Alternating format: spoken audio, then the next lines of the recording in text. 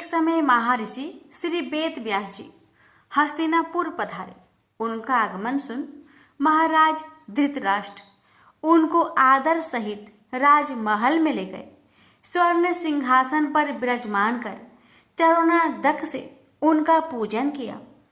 श्री व्यास जी से माता कुंती तथा गांधारी ने हाथ जोड़कर प्रश्न किया, हे महामुने, आप त्रिकालदर्शी हैं, अतः आपसे हमारी प्रार्थना है कि आप हमको कोई ऐसा सरल व्रत तथा पूजन बताए जिससे हमारा राज्य, लक्ष्मी, सुख संपत्ति, पुत्र पौत्र आदि व परिवार सुखी रहे। इतना सुन श्री वेद व्यास जी कहने लगे, हम एक ऐसे व्रत का पूजन व वर्णन करते हैं जिसमें सदा लक्ष्मी जी का निवास होकर सुख समृद्धि की वृद्धि होती है। यह श्री महालक्ष्मी जी का व्रत है जिसे प्रतिवर्ष आश्विन कृष्ण अष्टमी को विधिवत किया जाता है। हे महामुनि, इस व्रत की विधि हमें विस्तार पूर्वक बताने की कृपा करें। तब व्यास जी बोले, हे देवी, यह व्रत भाद्रपद शुक्ल अष्टमी से प्रारंभ किया जाता है।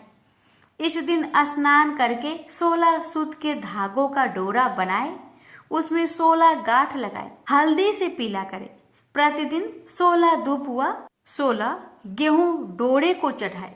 आश्विन यानी कुवार कृष्ण अष्टमी के दिन उपवास रखकर मिट्टी के हाथी पर श्री महालक्ष्मी जी की प्रतिमा स्थापित कर विधि पूर्वक पूजन करे।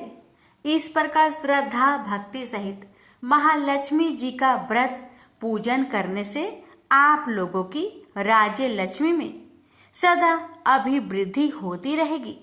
इस प्रकार व्रत का विधान बताकर श्री वेद व्यास जी अपने आश्रम को प्रस्थान कर गए।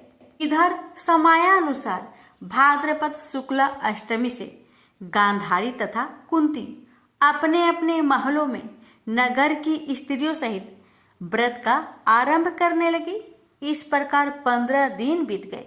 16वें दिन आश्विन कृष्ण अष्टमी के दिन गांधारी ने नगर की सभी प्रतिष्ठित महिलाओं को पूजन के लिए अपने महल में बुलवा लिया।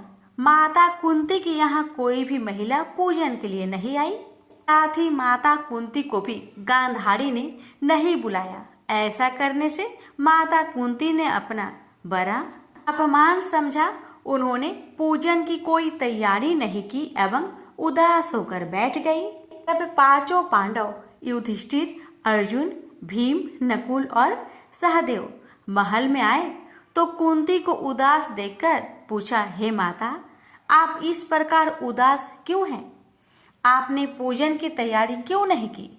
तब माता कुंती ने कहा, हे पुत्र, आज महालक्ष्मी जी के व्रत का उत्सव गांधारी के महल में मनाया जा रहा है।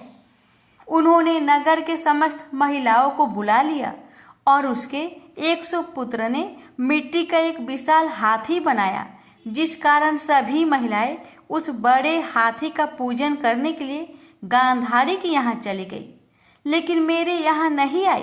यह सुनकर अर्जुन ने कहा, हे माता, आप पूजन की तैयारी करें और नगर में बुलावा लगवा दे कि हमारे यहाँ स्वर्ग की ऐरावत हाथी की पूजन होगी।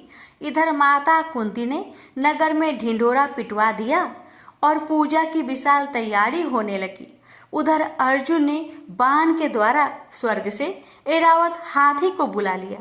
इधर सारे नगर में शोर मच गया कि कुंती के महल में स्वर्ग से इंद्र का ऐरावत हाथी पृथ्वी पर उतरकर पूजा जाएगा।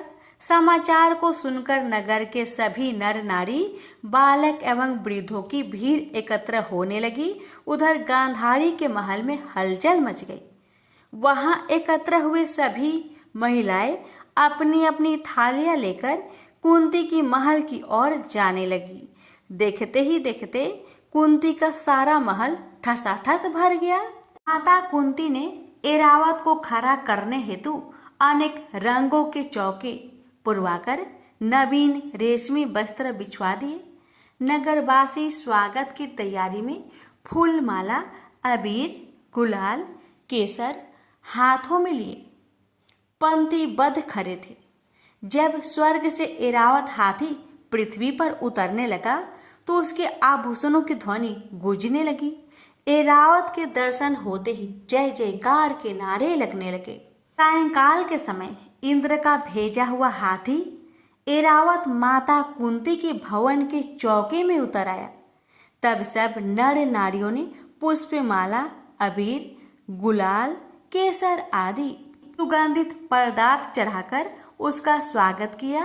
राज्य पुरोहित द्वारा ऐरावत पर महालक्ष्मी जी की मूर्ति स्थापित करके वेद मंत्र उच्चारण द्वारा पूजन किया गया। नगर वासियों ने भी महालक्ष्मी पूजन किया। फिर अनेक प्रकार के पकवान लेकर ऐरावत को खिलाए और यमुना का जल उसे पिलाया गया। राज्य पुरोहित द्वारा स्वास्तिक वाचन करके महिलाओं द्वारा महालक्ष्मी का पूजन कराया गया। 16 गांठों वाला डोरा लक्ष्मी जी को चढ़ाकर अपने अपने हाथों में बांध लिया। ब्राह्मणों को भोजन कराया गया। दक्षिणा के रूप में स्वर्ण आभूषण, वस्त्र आदि दिया गया। तत्पश्चात महिलाओं ने मिलकर मधुर संगीत, लहरियों के साथ भजन कीर्तन कर संपूर्ण रात्रि महालक्ष्मी व्रत का जागरण किया। दूसरे दिन प्रातः राज्य पुरोहित द्वारा वेद मंत्रों उच्चारण के साथ जलाशय में महालक्ष्मी जी की मूर्ति का विसर्जन किया गया। फिर ऐरावत को विदा कर इंद्रलोक भेज दिया गया। इस प्रकार जो स्त्रियां भी महालक्ष्मी जी का विधि पूर्वक व्रत एवं पूजन करती है, उनके घर धन्य धान्य से पूर्ण रहते हैं तथा उनके घर में महालक्ष्मी जी सदा निवास करती है। इस हेतु महालक्ष्मी जी की यह स्तुति अवश्य बोले। महालक्ष्मी नमस्तुभ्यं नमस्तुभ्यं सुरेश्वरी, हरिप्रिये नमस्तुभ्यं नमस्तुभ्यं दयानिधे। प्रेम से बोलिए महालक्ष्मी माता की जय।